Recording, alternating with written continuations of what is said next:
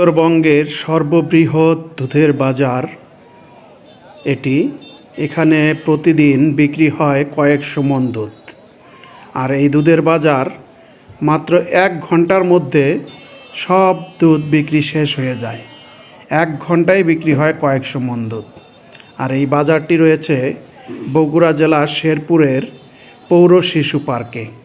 এই পৌর শিশু পার্কে সব খামারিরা এখানে দুধ নিয়ে আসে ভ্যানে, সাইকেলে, মোটরসাইকেলে, অটোতে এবং হাতে করেও নিয়ে আসে তাদের গবাদি পশুর দুধগুলো। আর এই দুধ মাত্র 1 ঘন্টায় বিক্রি হয়ে সব শেষ হয়ে যায় এই বাজারে।